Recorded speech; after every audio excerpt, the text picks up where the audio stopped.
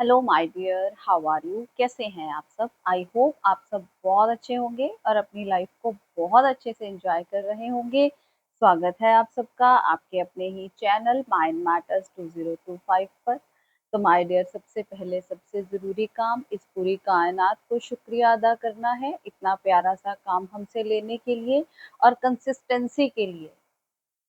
वो हमें ताकत देती है, मोटिवेशन देती है, तभी ये सब कुछ हो पाता है। तो आइए आज हम कमेंट लेते हैं प्रतिमा मैम का, जो मुंबई से हैं।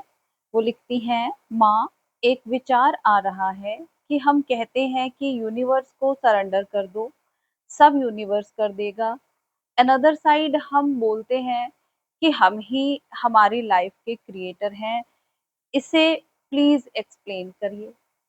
जी, बहुत प्यारी सी साधिका है हमारी और बहुत ही शिद्दत से ये साधना करती हैं। डेली हम जो 2 क्लासेस देते हैं, 3 बजे दोपहर को और रात को 9 बजे, ये दोनों क्लासेस पूरी शिद्दत से अटेंड करती हैं और इनकी साधना में भी बहुत अच्छी प्रोग्रेस हुई है।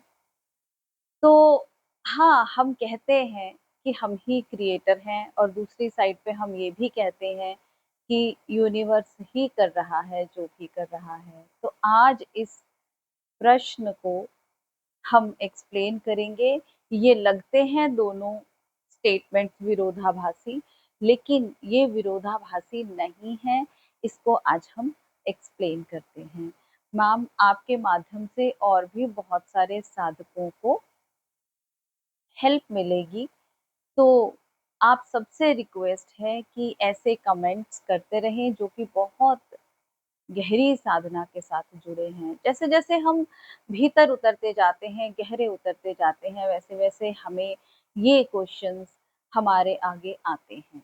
तो क्या ये सच में दोनों स्टेटमेंट्स एक दूसरे के विरोध में हैं? नहीं, ये एक ही सत्य के 2 पहलू हैं। जब कहा जाता है कि हम अपनी लाइफ के खुद ही क्रिएटर हैं, तो इसका मतलब हमारी धारणाएँ, हमारे कर्म, हमारी भावनाएँ, ये सब कुछ हमारे जीवन को बनाते हैं, जीवन का निर्माण करते हैं। इन्हीं के अकॉर्डिंगली हमारा जीवन बनता है। आप जो भी ऊर्जा भीतर धारण करते हैं, वही आपके अनुभवों को आकार देती है। लेकिन जब कहा जाता है कि यूनिवर्स को सरेंडर कर दो, तो इसका मतलब ये नहीं है कि आप कुछ भी ना करो और ऐसे ही बैठ जाओ उस यूनिवर्स के भरोसे। सरेंडर का अर्थ है कि कर्म करना आपका काम है, लेकिन उसका जो रिजल्ट है, उसके ऊपर आपकी पकड़ छूट जानी चाहिए। उसके ऊपर आपने पकड़ नहीं डालनी है।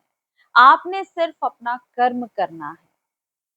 देखें, इसको एक simple day to day life से हम कंपेयर करते हैं कि आपको एक पेड़ चाहिए, कोई फल चाहिए आपको, तो उसके लिए आपको बीज बोना है। बीज बोना आपका काम है।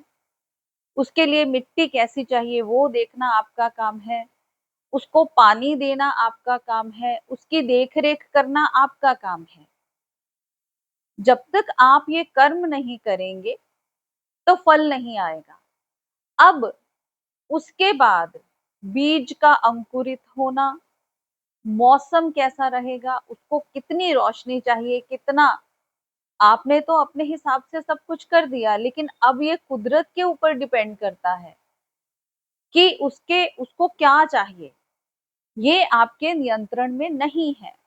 तो जो आपके नियंत्रण में है वो आपने करना है, जो आपके नियंत्रण में नहीं है, वो वहाँ पर आपने बहुत ज़्यादा ऊर्जा नहीं देनी है।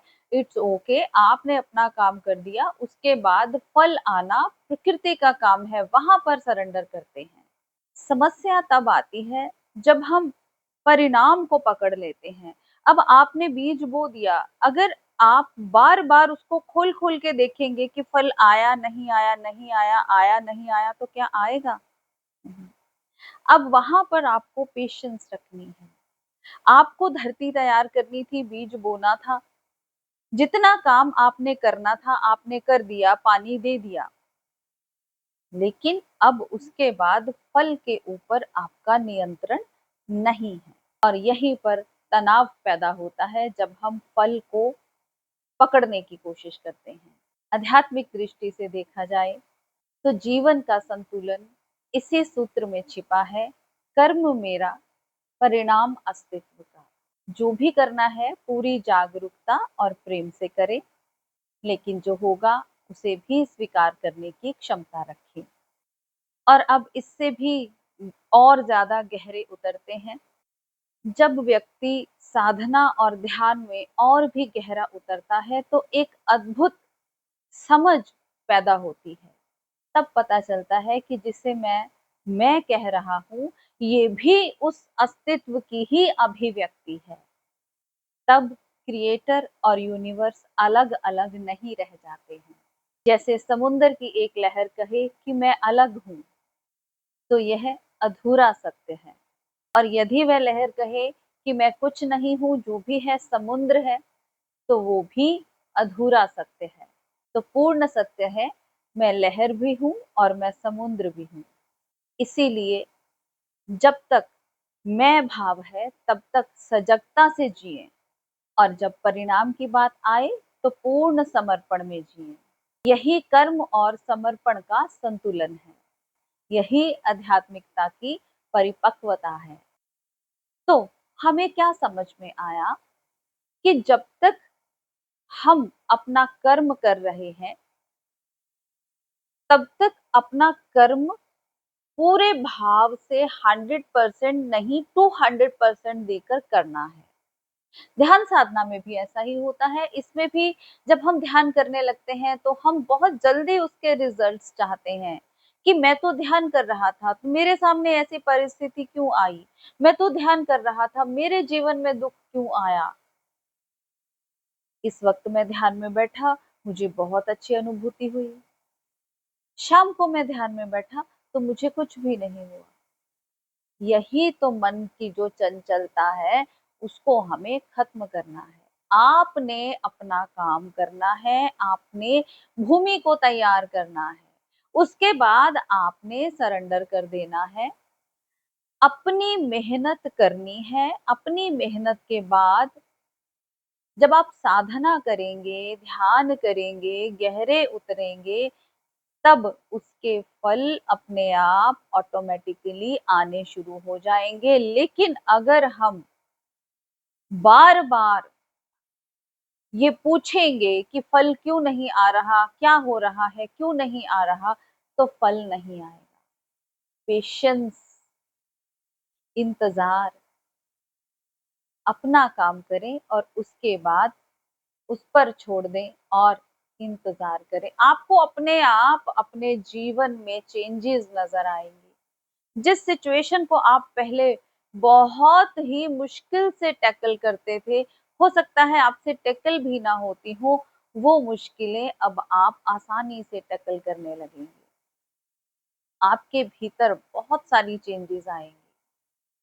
लेकिन आपको आशावादी रहना होगा, ऑप्टिमिस्टिक रहना होगा।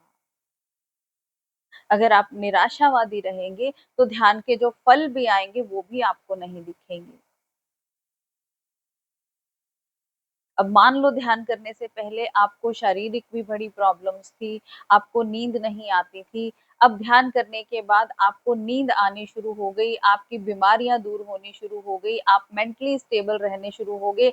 लेकिन अगर आप ऑप्टिमिस्टिक नहीं हैं तो आपको ये चीजें दिखेंगी ही नहीं।